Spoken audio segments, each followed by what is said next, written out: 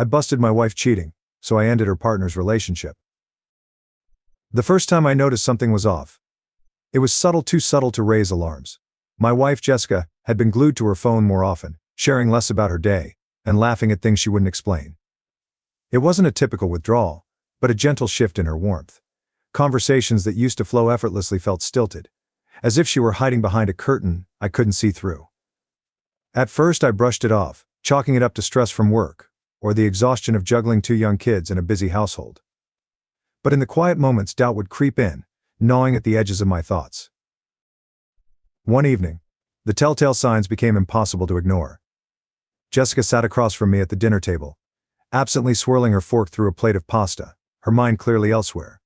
When I asked if everything was okay, she forced a smile, the kind that didn't reach her eyes. "Just tired," she said. But there was a crack in her voice that made my stomach twist. The love I knew was there, but something had changed. That night, as she fell asleep beside me, I lay awake, the question pounding in my mind: was she hiding something from me? The next day I decided to trust my gut and check our phone records. I had never felt the need to invade Jessica's privacy before, but the list of unfamiliar numbers and frequent, late-night calls told a story I wasn't ready to hear. One number in particular stood out: calls at odd hours, sometimes lasting over an hour. I didn't want to believe what my gut was telling me, but the evidence was damning. Jessica was talking to someone else, and it wasn't just innocent chatter. The pit in my stomach grew, and I knew I was on the brink of discovering something that could tear our world apart. Confrontation wasn't something I did lightly, but this was different. I couldn't let it fester any longer. I chose my moment carefully, waiting for the kids to be asleep and the house to be quiet. "Jess, who's the guy you've been calling?" The question hung in the air like a bomb waiting to explode. Her eyes widened, panic flickering across her face before she masked it with indignant confusion. "What are you talking about?" she asked, her voice too calm, too measured. I pulled out the phone records, placing them on the table between us. "These," I said, my voice trembling with a mix of anger and hurt. "Who is this?" For a moment, I thought she might deny it, spin some tale to pacify me. But her shoulders sagged and the fight drained from her. "It's not what you think," she whispered. But we both knew that was a lie. My heart broke as I watched the woman I loved search for words to justify the betrayal. She confessed it was someone from work: David, a married coworker. They'd grown close over the past year, she claimed, and it started innocently. It always does. But she admitted it had become something more. "I never meant for it to happen," she said, tears streaming down her face. I sat there, numb, realizing that the life I thought we had was slipping through my fingers. But I wasn't the only one who would suffer from this revelation.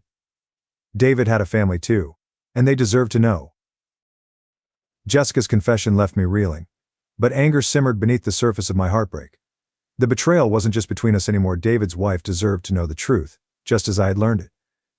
However, I wasn't about to rush into this without solid evidence. If I was going to expose David, I needed more than Jessica's reluctant confession. I needed proof that couldn't be denied. It was no longer about revenge, it was about justice for 2 families shattered by selfish choices.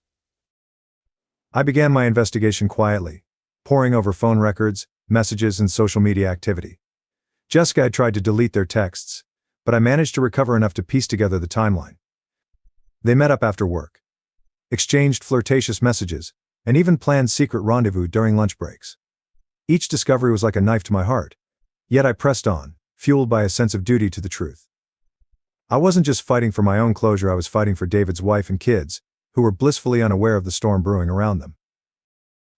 In one particularly incriminating message, David suggested they spend the weekend together while telling their spouses they had work obligations. It was all I needed. I took screenshots of everything, organized it into a timeline, and compiled it into a folder labeled Truth. I wasn't proud of the lengths I went to, but it was necessary. When the time came, David wouldn't be able to weasel out of the consequences. This wasn't just personal anymore, it was a reckoning. With the evidence in hand, I faced the hardest decision yet: how to tell David's wife. Her name was Emily. I knew about her through Jessica's occasional mentions of David's family, and I found her on social media. She seemed kind, vibrant, and devoted to her children. Seeing her smiling photos with David made my stomach turn, knowing the devastation I was about to bring into her life. But she had a right to know. I arranged a meeting at a quiet cafe, careful to keep the tone respectful and calm. When Emily arrived, she was warm and unsuspecting, her eyes full of curiosity and mild concern. "I'm not sure why you wanted to meet," she said, smiling politely. My hands trembled as I pushed the folder across the table. I'm so sorry, I said softly. But there's something you need to see. Her smile faltered as she opened the folder, her face draining of color as she flipped through the pages. Each message, each photo, etched lines of pain deeper into her features. I don't understand, she whispered, her voice breaking. Why I didn't have an answer, only the truth that neither of us could escape. I sat there in silence, letting her absorb the betrayal. She thanked me through tears, not for the pain I caused but for giving her the truth she deserved. In that moment we were two strangers bound by shared betrayal, navigating a storm neither of us had asked for. I had done what I set out to do, but the hollow victory brought no solace. After meeting Emily, I returned home with the weight of what I'd done pressing on my chest. Jessica was waiting for me, sitting on the couch with tear-streaked cheeks. She must have sensed something had shifted. Where were you? She asked, her voice trembling with both fear and guilt. I hesitated, debating whether to tell her now or let her find out later. But there was no point in secrecy anymore. I met with David's wife, I said, watching the shock ripple across her face. Her mouth opened and closed, as if searching for the right words to undo what had already been done. You told her, she finally whispered, horror dawning in her eyes. I nodded, my voice cold. She deserves to know, Jess. Just like I deserved to know the truth. Jessica broke down, sobbing uncontrollably, but this time I didn't comfort her. The betrayal was too fresh, too raw. I never wanted this, she cried, burying her face in her hands. You've ruined his family. I felt a surge of bitter anger. No, you ruined it. Both of you. Her tears did nothing to soften the ache in my chest. I wasn't proud of what I had done, but I also knew it was the right thing. The truth had consequences, and we were all living them now. The fallout for David was swift and brutal. Emily confronted him that night, armed with the evidence I had provided. He couldn't deny it, couldn't lie his way out. Within hours, the cracks in his carefully constructed life began to spread. Emily kicked him out of the house, and word quickly spread among their mutual friends and co-workers. His career took a hit as whispers of his affair began circulating in the office. He had gambled everything on a fleeting affair, and now he was losing it all. Jessica received a message from David the next day, a desperate plea for sympathy. He blamed me for ruining his life, as if my discovery was the real betrayal. You could have stopped him, he wrote. We could have fixed this quietly. Jessica showed me the message, her hands trembling. What do you expect me to do? She asked, her voice hollow. I shrugged. It's not my problem, I said coldly. He made his choices just like you did. I expected Jessica to be furious, but she seemed more resigned than angry. David's life was crumbling, and now she had to face the wreckage of our marriage. He lost everything, she whispered, as if hoping for some shred of comfort. I had none to give. So did we, I replied, walking away, leaving her to sit in the silence she had helped create. The days that followed were bleak. Our home, once filled with warmth and laughter, had become a cold, quiet battleground. Jessica tried to reach out, to mend the pieces, but I was too hurt to respond. She cooked my favorite meals, left notes apologizing, but nothing could erase the image of her betrayal. I couldn't look at her without remembering the messages, the lies, the nights spent in someone else's arms. Our children sensed the tension, their innocent questions piercing through the thick wall of silence between us. Why isn't Mommy smiling? Our youngest asked one morning, his big eyes wide with concern. Jessica forced a smile, her voice trembling. Mommy's just tired, sweetie, but I saw the truth in her eyes. She was breaking, just like I was. And in the middle of it all were two innocent children, who didn't deserve the mess we had made. I began sleeping in the guest room, unable to share a bed with her anymore. The divide between us grew wider with each passing day, and I found myself wondering if it could ever be repaired. Love, once vibrant and strong, had been replaced by a hollow echo of what once was. And yet, despite everything, part of me still longed for the life we had before the betrayal. But the question lingered, was forgiveness even possible? The hardest part wasn't the betrayal itself, but the questions from our children, who were too young to understand why everything felt different. They sensed the change, even if we tried to shield them from it. Our eldest, Sarah, was just 7 but already perceptive beyond her years. One evening she crawled onto my lap and asked, Daddy, why don't you and Mommy laugh together anymore? Her voice was soft, hesitant, as if she was afraid of the answer. I struggled to find the right words, my throat tightening. Sometimes grown-ups go through hard times, I said carefully. But we both love you very much, and that will never change. She frowned, her little face scrunched in confusion. But you don't love Mommy anymore? The question hit me like a punch to the gut. I glanced at Jessica, who stood in the doorway, watching silently, her face pale and drawn. It's complicated, sweetheart, I finally answered, feeling the weight of the truth crush me. Jessica stepped forward, kneeling beside us. "We're still a family," she said, her voice breaking, tears brimming in her eyes. No matter what, Sarah didn't look convinced, but she nodded and hugged us both. In that moment I realized how deeply our actions had affected them. They were the true victims in all of this, caught in the crossfire of decisions they had no control over. It wasn't just our marriage at stake, it was their sense of security, their happiness. As the days passed, I found myself seeking solace outside the home. I started spending more time at the gym, taking long walks, and even confiding in an old friend, Mark. He had been my best friend since college, and though we hadn't spoken much recently, he welcomed me with open arms. Over a few beers I poured out the whole story, from the first suspicion to the confrontation with Emily. Mark listened without interrupting, his brow furrowed in sympathy. "You did what you had to do," he said finally, his voice steady. "But now you have to decide what's next. Do you want to save your marriage, or are you ready to walk away?" His words hit me hard, because I hadn't allowed myself to think that far ahead. I had been consumed by anger and hurt, but now I was faced with the question of what came next. Could I forgive Jessica? Did I even want to? "I don't know," I admitted, staring into my beer. "I feel like I'll never trust her again." Mark nodded, his expression thoughtful. "Trust is hard to rebuild, but it's possible. The question is, do you still love her enough to try?" I didn't have an answer, but the question lingered long after I left, echoing in my mind as I walked home through the quiet, dark streets. That night as I returned home, I found Jessica waiting for me in the living room. She looked exhausted, her eyes red from crying. "Can we talk?" she asked softly, her voice barely above a whisper. Reluctantly, I sat down, unsure if I wanted to hear whatever she had to say. She took a deep breath, wringing her hands nervously. "I know I don't deserve your forgiveness," she began, her voice shaking. "But I love you, and I'm willing to do whatever it takes to fix this." Her words hung in the air, heavy with desperation and regret. "I've already ended things with David," she continued. "I told him I never want to see or speak to him again. It was a mistake, the worst mistake of my life, and I hate myself for it." She paused, her eyes searching mine for any sign of forgiveness. "I'm willing to go to counseling, to do whatever it takes. Just, please, don't give up on us." I stared at her, my heart a whirlwind of emotions. Part of me wanted to believe her, to hope that we could rebuild what had been broken. But another part of me, the part still raw with betrayal, couldn't see a way forward. "I don't know if I can," I said finally, my voice hollow. Her face crumpled, and for the first time I saw the true depth of her remorse. But was it enough? Could love ever truly heal the wounds betrayal left behind? Jessica was true to her word, and within a week she had arranged our first marriage counseling session. I wasn't sure what to expect, but part of me hoped the therapist might have some magic answer, a way to erase the pain and restore what we'd lost. The therapist, Dr. Miller, was calm and compassionate, with a soft voice that somehow made the heavy atmosphere in the room feel less suffocating. After introductions, Dr. Miller asked us both to describe what brought us there. Jessica went first, her voice trembling with emotion. She admitted her guilt, her deep regret, and her desire to rebuild our marriage. She spoke about how lost she had felt, and how she was willing to do anything to make things right. I listened, arms crossed, feeling like a spectator to her confessional. When it was my turn, I wasn't sure where to begin.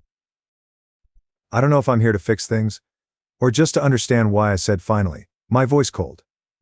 "I feel like the person I trusted most ripped my heart out, and I don't know if that's something you can fix." Dr. Miller nodded thoughtfully. "It's okay not to know yet," she said. "What matters is that you're here, willing to explore those feelings. Healing takes time, and it's a journey we'll take step by step." But I wasn't sure if I was ready for that journey, or if it would lead anywhere worth going. In the days following the counseling session, I realized just how much trust haunted our home like a ghost. Every time Jessica's phone buzzed, I found myself tense, watching for signs of deceit. She noticed, of course, and went out of her way to be transparent, leaving her phone face up, telling me where she was going and when she'd be back. But the trust we had before was gone, replaced by a constant undercurrent of suspicion. One evening, as we sat on opposite ends of the couch, Jessica spoke quietly, almost as if to herself. "I don't know how to make you trust me again." I didn't respond at first, staring at the muted TV instead. Finally I said, "You can't. It's not something you can make happen." The words hung between us, heavy and bitter. She nodded, her eyes filling with tears she refused to let fall. "Then why are you still here?" she whispered. "Why?" I didn't have an answer. Or maybe I did, but I wasn't ready to admit it. Part of me still loved her, still clung to the memories of what we once had. Another part of me stayed for the kids, who deserved a family, that didn't crumble under the weight of betrayal. Because leaving feels like losing even more, I said finally, the sadness in my voice matching hers. We were both trapped, caught between love and pain, unsure if we could ever find our way back to each other. While Jessica and I struggled to navigate the aftermath of the affair, news of David's downfall reached me through mutual acquaintances. Emily had filed for divorce, and David was living in a cheap apartment across town, isolated and bitter. His reputation at work was in tatters, and there were whispers that he might lose his job altogether. Jessica told me once that she had received a final, desperate message from him, begging her to come back, but she had ignored it. He's lost everything, she said one evening, as if seeking some kind of solace in sharing his downfall. He deserves it, I replied, without hesitation. There was no pity in my heart for him, no sympathy for the man who had helped destroy my marriage. Jessica looked away, her face pale and drawn. And what about me, she asked softly. Do I deserve to lose everything too? Her question caught me off guard, and for a moment I had no answer. She had betrayed me, yes, but she was still the mother of my children, still the woman I had once loved deeply. I don't know, I admitted, my voice softer than I intended. But I do know that I'm not ready to let go yet. It wasn't forgiveness. But it was a start, a small crack in the wall I had built around my heart. Whether it would grow into something more, I didn't know. But for now, it was all I had to offer. The kids became the fragile thread holding our broken home together. Despite our best efforts to shield them, they felt the tension, saw the cracks in our once happy life. Sarah, ever observant, asked fewer questions but watched us with worried eyes. Our youngest, Liam, only 4, clung to Jessica more often, sensing something was wrong but too young to understand. Every moment with them was bittersweet, a reminder of what we were fighting to preserve or what we were already losing. One Saturday morning, while we sat around the breakfast table in strained silence, Sarah suddenly spoke up. Are you and Mommy going to get a divorce? The question landed like a bomb, and Jessica's hand froze mid-reach for her coffee. I exchanged a glance with her, seeing the same mixture of fear and guilt mirrored in her eyes. No, Jessica said quickly, her voice trembling. We're not going anywhere. But Sarah wasn't convinced. You don't talk to each other like you used to, she said, her voice quivering. I reached across the table and took her small hand in mine. We're going through a hard time, but we love you and Liam very much, I assured her. That will never change, Jessica nodded, blinking back tears. In that moment I realized the stakes weren't just about us anymore. We owed it to our children to try, no matter how painful it was. Determined to prove she was committed to repairing our marriage, Jessica began making sacrifices. She cut ties with mutual friends who had enabled her affair, blocked David on every platform, and even quit her job, despite how much it hurt her career. I want you to know I'm serious, she said one evening, placing her resignation letter on the table. I'm willing to give up everything if it means earning back your trust. I was surprised by the gesture, but it only left me more conflicted. Her actions showed remorse. But could I ever truly forget? You didn't have to quit, I said, though my voice lacked conviction. This isn't just about your job. She shook her head. It's not about that anymore. I need to show you I'm all in. Her determination was clear, but it only highlighted the depth of the damage done. Despite everything, I could see she was trying. She stayed home more, focused on the kids, and tried to rebuild the connection we had lost. But every kind gesture, every attempt at closeness, reminded me of what had been broken. Even as she worked tirelessly to repair the cracks, I wondered if some wounds were simply too deep to heal. One evening after a particularly long day, we sat on the back porch, watching the sunset in silence. The kids were asleep, and for the first time in weeks, the quiet didn't feel oppressive. Jessica handed me a glass of wine, her eyes soft but cautious, as if waiting for permission to break the tension. Do you remember our first date? She asked suddenly, her voice filled with a wistful longing. I nodded, a small smile tugging at the corners of my mouth despite myself. The Italian restaurant with the terrible service, I said, and she laughed, a genuine, warm laugh I hadn't heard in so long. And the waiter who spilled wine on your lap, she added, smiling. For a moment, the weight of everything lifted, and we were just two people reminiscing about simpler times. I miss this, she said softly, her eyes glistening with unshed tears. I miss us. I looked at her, and for the first time in a long while I didn't feel anger or resentment, just a deep, aching sadness. I miss it too, I admitted quietly. It wasn't a resolution, but it was a step, a tiny glimmer of hope in the midst of our shattered lives. Whether it would be enough, I still didn't know, but it was something. In the weeks that followed, Jessica and I slowly established a fragile routine.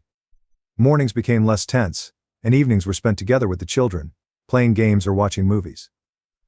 We weren't pretending everything was fine. There were still moments of silence, tension, and unspoken pain, but there were also glimpses of normalcy. It felt like we were walking a tightrope, balancing between past betrayal and a future that felt uncertain. Jessica threw herself into making things right, not just for me but for the family. She planned family outings, helped Sarah with school projects, and patiently answered Liam's endless questions. I noticed how tired she looked, how much effort it took to maintain this fragile peace, and though part of me wanted to let my guard down, the fear of being hurt again kept me distant. One night as we cleaned up after dinner, Jessica spoke softly, breaking the quiet. "I know I can't erase what I did, but I hope you can see I'm trying." I glanced at her, seeing the exhaustion in her eyes. "I see it," I replied, my voice neutral. She nodded, though the weight of my detachment lingered between us. It was progress, but it wasn't enough, not yet. One afternoon there was a knock at the door that shattered the delicate peace we'd begun to build. When I opened it, I found Emily standing there. Her face was pale, and her expression unreadable. My stomach dropped. "Can we talk?" she asked, her voice soft but firm. I stepped aside, letting her in, the air thick with tension. Jessica appeared in the doorway, her face draining of color at the sight of Emily. Emily didn't waste time. "I just wanted to say thank you," she said, her voice trembling slightly. "For telling me the truth." Jessica's eyes filled with tears, and she looked down, unable to meet Emily's gaze. "I'm not here to cause trouble," Emily continued. I needed to see it for myself. To see if you're really trying to fix what you broke." Her words were laced with a quiet strength, and for the first time I saw the depth of her resilience. Jessica wiped at her eyes, her voice breaking. "I'm sorry," she whispered. "For everything." Emily nodded, her expression softening slightly. "I don't forgive you," she said bluntly, "but I hope you can do better. For your family's sake." She turned to me, her eyes filled with both gratitude and sorrow. "Take care of yourself," she said quietly before leaving, the door clicking shut behind her. The silence that followed was deafening. After Emily left, Jessica broke down, collapsing onto the couch in tears. "I don't know how to fix this," she sobbed. "I don't know how to fix this." I sat beside her, unsure of what to say. Her remorse was genuine, but the pain still lingered, a constant reminder of what had been lost.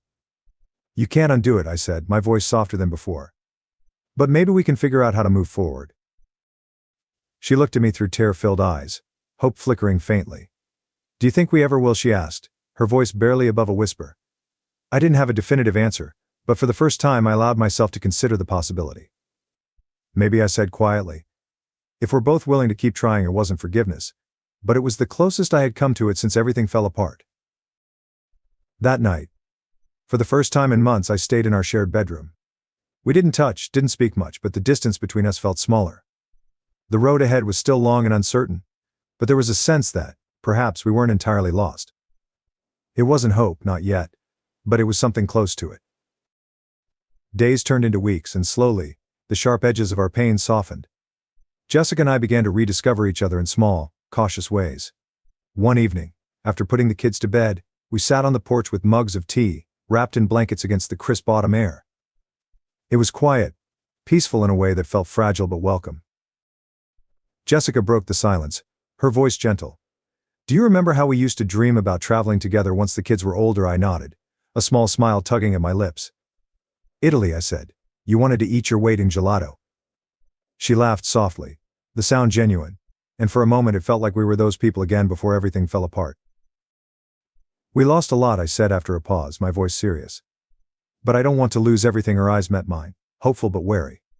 "Neither do I," she whispered. In that quiet moment, surrounded by the hum of crickets and the cool night air, it felt like the beginning of something new, not quite a fresh start, but a tentative step forward. Despite the progress, memories of the affair lingered like ghosts. One afternoon I found myself scrolling through old photos on my phone, pictures of family vacations, birthdays, and ordinary moments that now felt bittersweet.